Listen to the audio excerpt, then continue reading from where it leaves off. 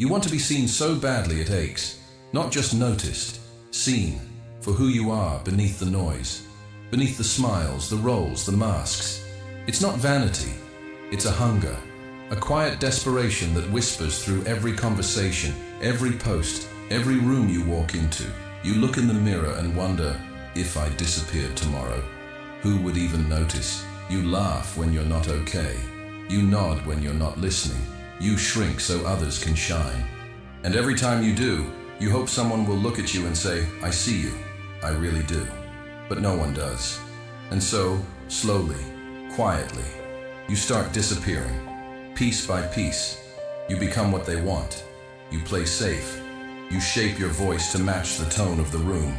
You learn how to survive by becoming invisible, ironically, in the hope of finally being seen. And the worst part? You're good at it.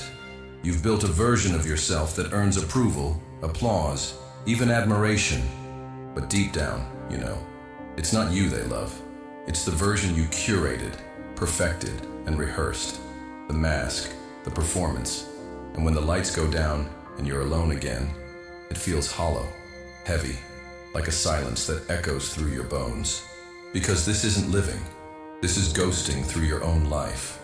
This is losing yourself one yes at a time.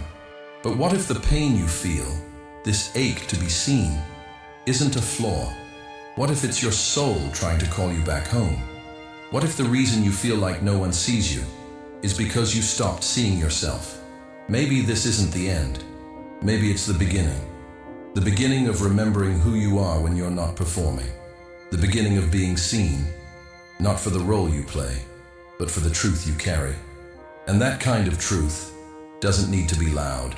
It just needs to be real. There's a moment, subtle, almost forgettable, when we stop being ourselves and start becoming what we think the world wants.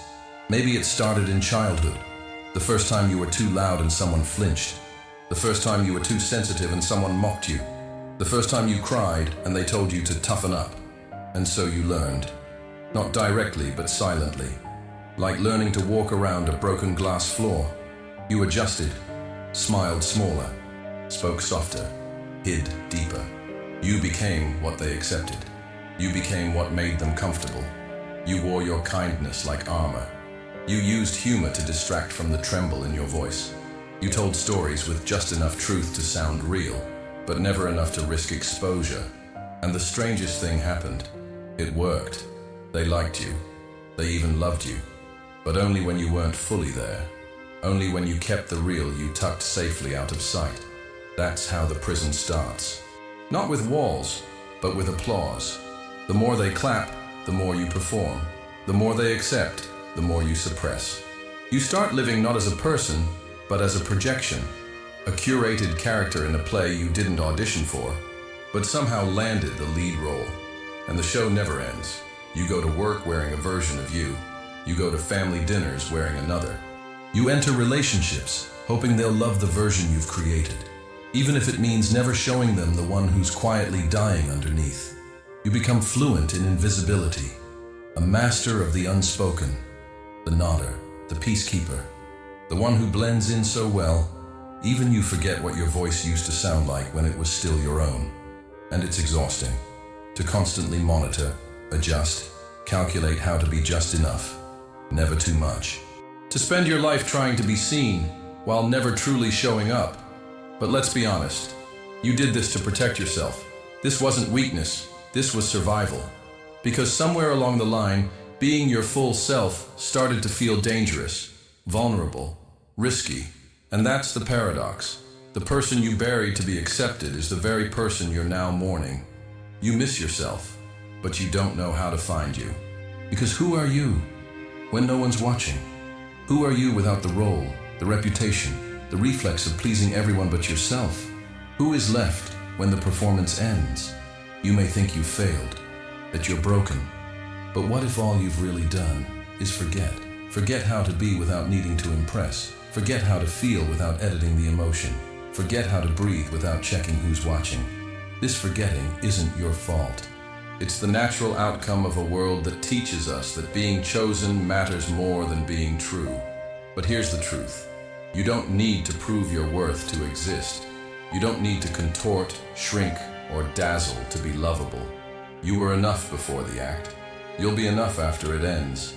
The prison you feel trapped in, the mask, the performance, the constant self-editing, isn't real.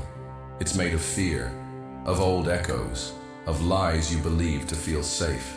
And once you see it, really see it, it begins to crack. Because the self you buried is still there, waiting, not to be perfect, not to be praised, just to be seen by you. Drop the mask for a moment, just here, just now. In the comments, tell me, who are you when no one's watching? Not the version they expect, not the role you've mastered, but the you that aches to breathe without performing. Write it like no one's judging. Write it like you're finally being seen. Pain doesn't always scream. Sometimes it whispers.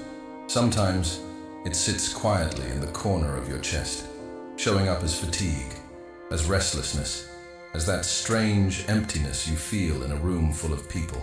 You've carried it for so long you almost think it's you, but it's not. It's a wound that never had the space to speak. And maybe it started small, a moment that seemed forgettable, a friend who drifted away, a parent too busy to notice, a lover who loved the idea of you but not the depths you never showed. And you told yourself it was fine. You moved on. You stayed strong. Because breaking down felt like failure, and being vulnerable felt like weakness. But it never really left, did it? It settled in the cracks of your identity. It shaped how you love, how you trust, how you look in the mirror. And now, you feel it. Not as pain, but as numbness. Not as grief, but as silence. A sense that no matter what you do, it never feels like enough.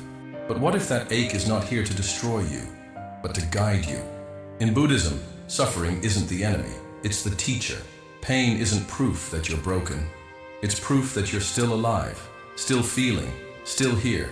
You see, pain strips away the surface. It dissolves the roles, the polished versions, the illusions.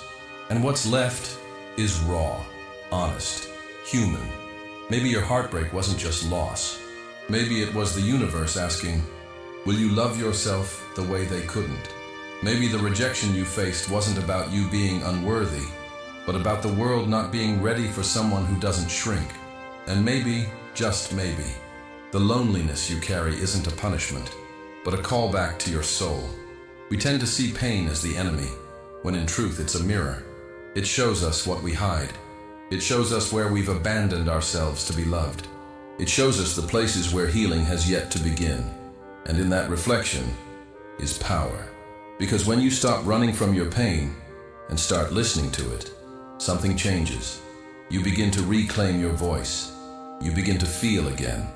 You begin to remember what it means to be real. Not perfect, not pleasing, just real. And that's where freedom begins.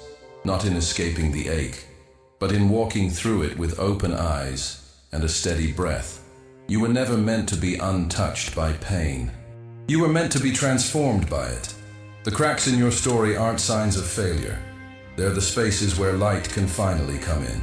So maybe now is the time to stop pretending you're fine, to stop carrying the weight of silence, to let the tears come without shame.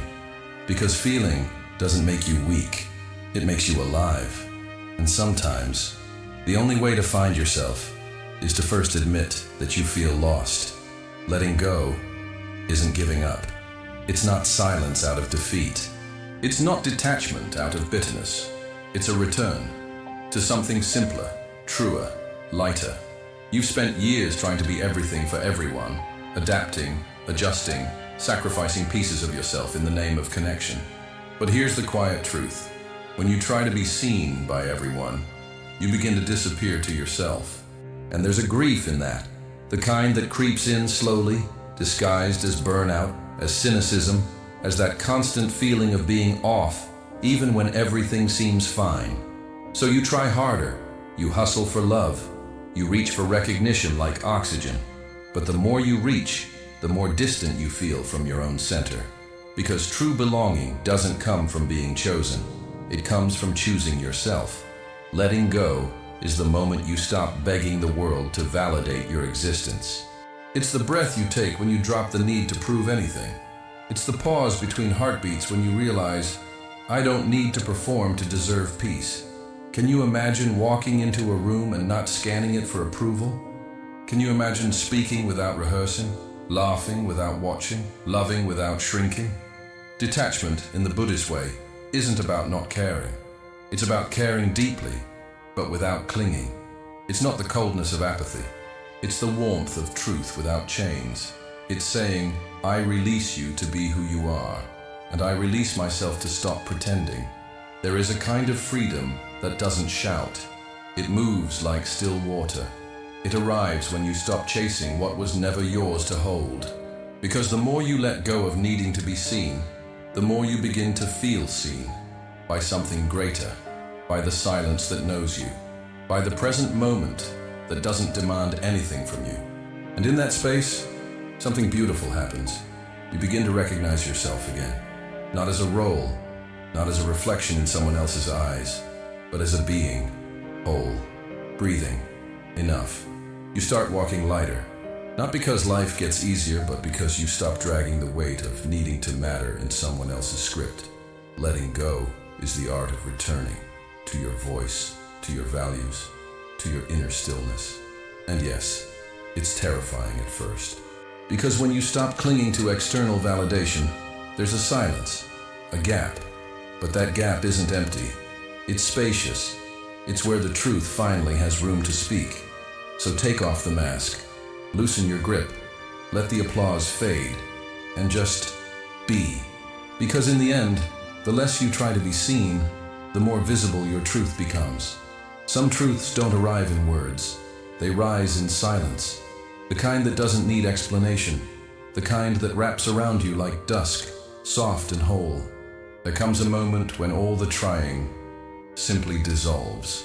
Not because you finally succeeded, but because you finally got tired. Tired of performing.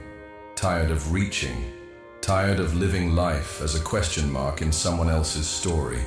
And in that quiet exhaustion, something begins to bloom. A kind of surrender.